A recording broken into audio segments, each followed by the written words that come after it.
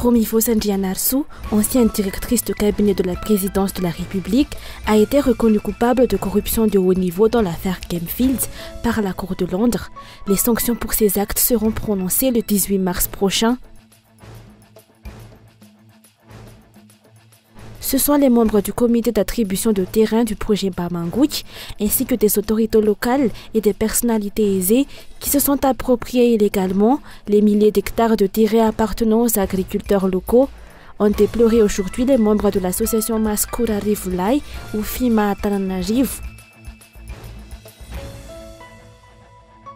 Dans l'actualité internationale, la Russie a revendiqué la reprise du village de Krinki sur la rive occupée du Dniepr dans le sud de l'Ukraine, où l'armée de Kiev avait difficilement bâti une tête de pont en octobre dernier, l'une de ses seules avancées après l'échec de sa contre-offensive estivale.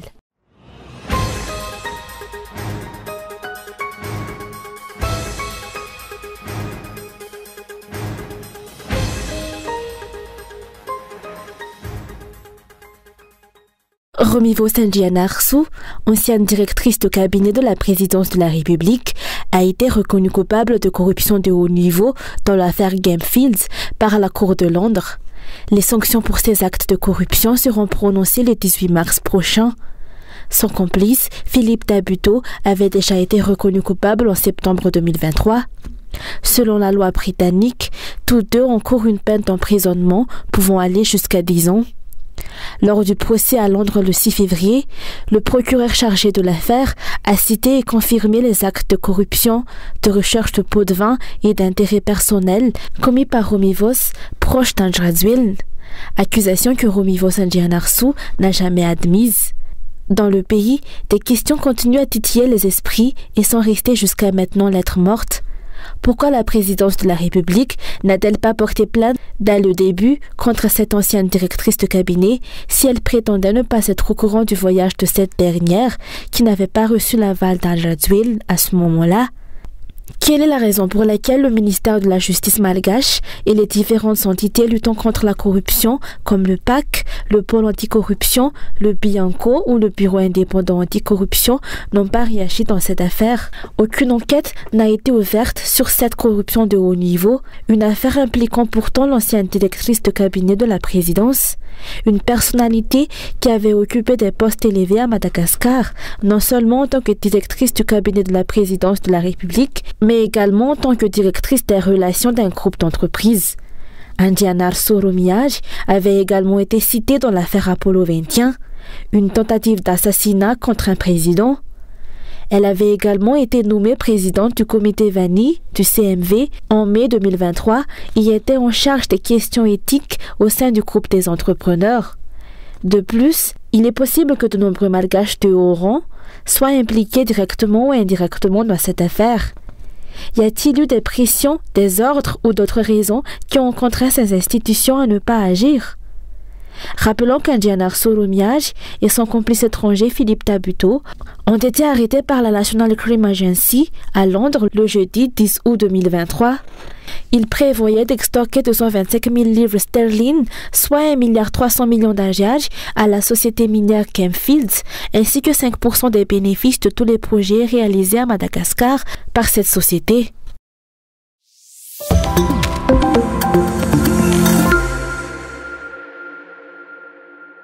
Les membres du CAT, ou comité d'attribution de terrain du projet Bamangouik, se sont appropriés illégalement les milliers d'hectares de terrain appartenant aux agriculteurs locaux, ont déploré aujourd'hui les membres de l'association Maskura Rivulai ou Fima Atananajiv. La situation autour du projet Bamangouik s'intensifie, des arrestations et des emprisonnements de personnes qui s'opposent au projet par les autorités locales se succèdent.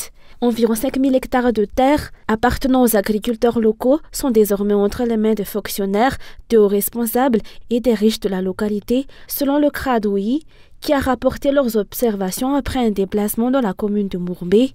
Ce projet d'aménagement de périmètre, initialement promis aux habitants, est désormais entaché par des transactions illégales et des détournements de terrain. Ce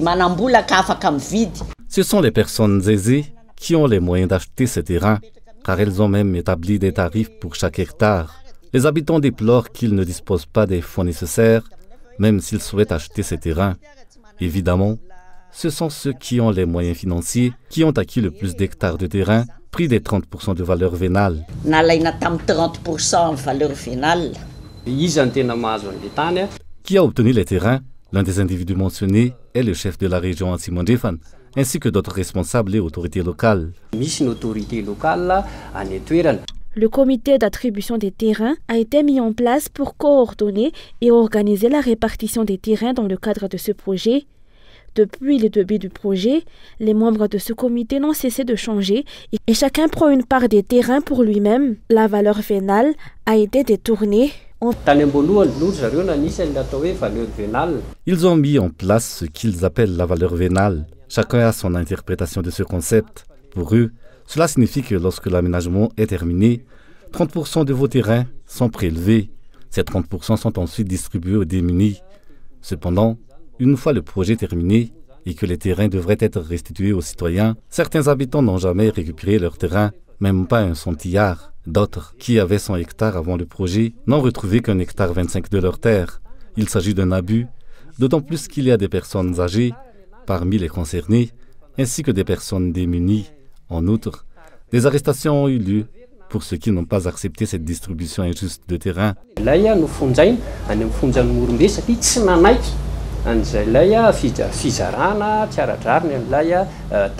Environ 45 000 agriculteurs sont concernés par ce projet qui s'étend sur une superficie de 5 000 hectares et concerne les habitants des communes de Mouroumbé, Tanandava Station et Ambaekili dans le district de Mouroumbé.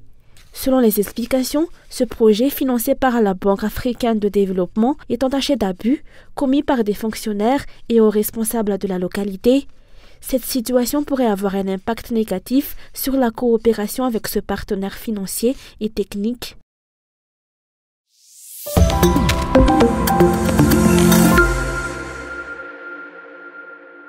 Les dirigeants n'ont pas de stratégie claire pour améliorer la vie des citoyens, même après 5 ans à la tête du pays, selon le Rajna syndical. Madagascar se classe parmi les pays les plus pauvres du monde, avec 80% des Malgaches qui vivent avec moins de $2 par jour, soit le seuil de pauvreté défini par la Banque mondiale. Les opportunités exploitables ne font pas défaut, mais c'est la volonté politique nécessaire pour établir une stratégie efficace de redressement économique qui manque. Par Swara Koutmang, le dirigeant du Rajna syndical, identifie 3 domaines clés que Madagascar pourrait exploiter pour lutter contre la pauvreté: le secteur agricole, le tourisme et la création d'emplois.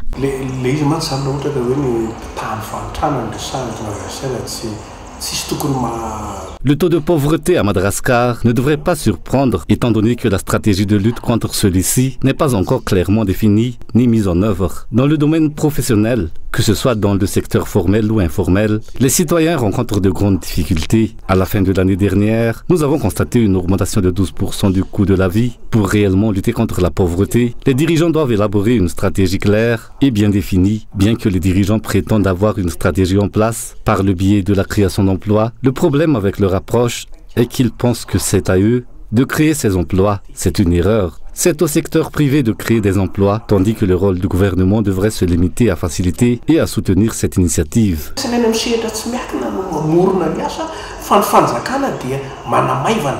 Le rapport de la Banque mondiale, relayé hier par un média en ligne, souligne une augmentation notable du taux de pauvreté dans les villes malgaches.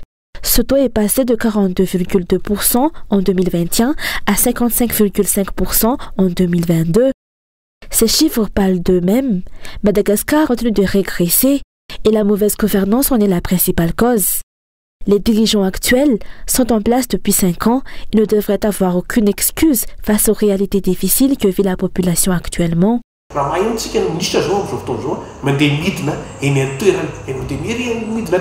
Actuellement, les ministres se rendent sur le terrain pour interroger la population sur ses besoins. Pourtant, cela fait maintenant 5 ans que ce régime est au pouvoir. Comment se fait-il qu'il en soit encore au stade de l'identification des besoins de la population? Cette situation explique en partie pourquoi Madagascar peine à progresser. L'identification des besoins de chaque secteur aurait dû être réalisée au cours de ces 5 années, étant donné qu'il s'agit du même régime et non de 2 régimes distincts qui se sont succédés. Par conséquent, le gouvernement ne dispose plus d'excuses en termes de développement, car il est censé disposer de toutes les données nécessaires pour avancer vers le progrès.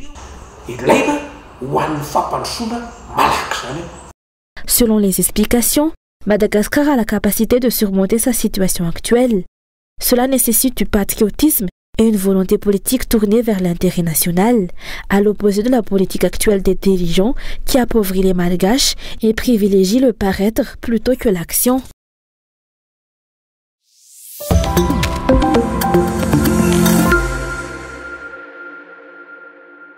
La célébration du 22 février, journée de commémoration de la naissance de Baden-Powell, le fondateur du scoutisme, pour Antananarivo, se tiendra à la NSAP Flou. C'est une journée importante pour tous les scouts du monde entier. Madagascar n'est pas en reste pour cette célébration, qui fête également cette année le 100e anniversaire des TIL, les scouts malgaches. Pour marquer cette journée, de nombreuses activités seront organisées à la NSAP Flou à Antananarivo, ainsi que dans toutes les autres régions du pays.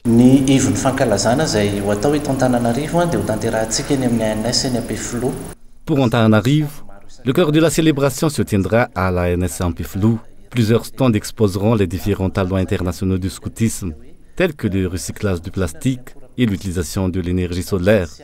De plus, étant donné que la réalisation de bonnes actions est une caractéristique du scoutisme, une initiative de don de sang sera également organisée demain. L'événement de demain est ouvert à tous les scouts, anciens scouts et à tous ceux qui sont intéressés par le scoutisme. Il débutera vers 9h du matin et se poursuivra jusqu'à 16h. De midi à 14h, une grande assemblée générale aura lieu, comprenant les levées de drapeaux et le renouvellement des serments scouts. Cette cérémonie sera dirigée par les scouts garçons, à savoir les Antilles Madagascar, Tilit Madagascar et Kiaden Madagascar. Les scouts filles auront leur célébration le samedi, suivant à LMA en Peflou.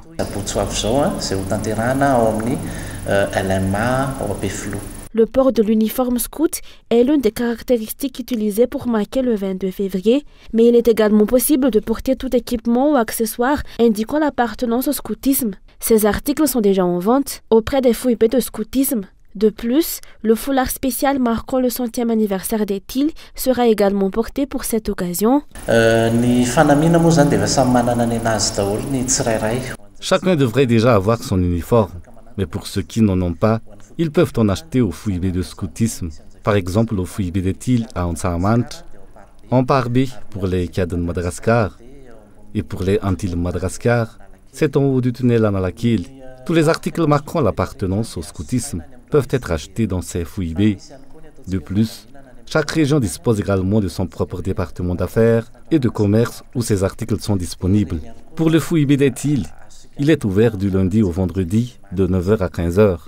Pour ceux qui ne peuvent pas assister en personne aux célébrations de demain, il sera possible de les suivre via les réseaux sociaux. Vous pouvez également participer en prenant part au challenge sur les réseaux sociaux, tels que le challenge du jardin vert.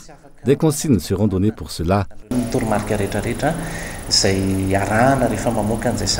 Durant la célébration de demain, tous les scouts sont encouragés à faire de bonnes actions et à les continuer chaque jour. Rappelons que tous ceux qui appartiennent au mouvement, même les écoliers, sont autorisés à porter leur uniforme de scout pendant la journée de demain.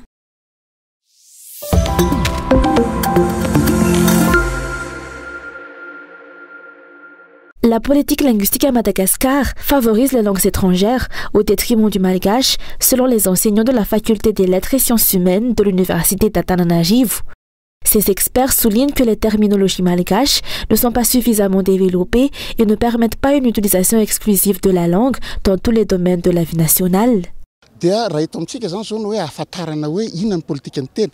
Pour comprendre la politique linguistique de notre pays, il est essentiel de se référer à la Constitution. Celle-ci établit que la langue malgache est la langue nationale et que les langues officielles sont le malgache et le français. En conséquence, les deux langues peuvent être utilisées à Madagascar, notamment dans les affaires publiques. Si les dirigeants ne s'expriment qu'en français, cela ne constitue pas une violation de la Constitution, mais les informations en français ne sont accessibles qu'à seulement une minorité. Cette politique pourrait être modifiée afin de donner davantage de valeur à la langue malgache dans des domaines cruciaux de la vie nationale, tels que l'éducation, l'administration et la recherche, non pas pour empêcher sa disparition, mais pour la valoriser. Il pourrait être envisagé d'instaurer une loi encourageant les citoyens à utiliser activement la langue malgache.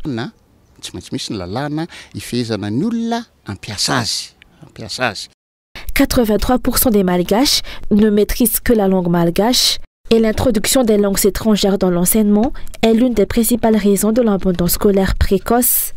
Les experts soulignent que l'utilisation des langues non maîtrisées par les enseignants et les élèves en tant que langue d'enseignement compromet le transfert des connaissances et constitue une menace pour l'avenir de la jeunesse malgache.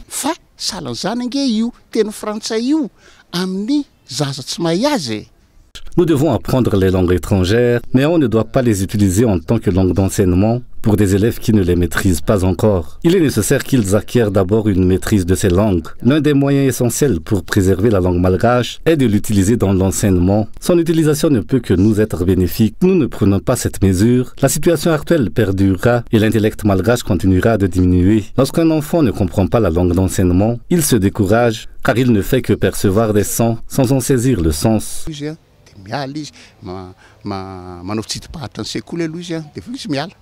Le 21 février est la journée internationale de la langue maternelle.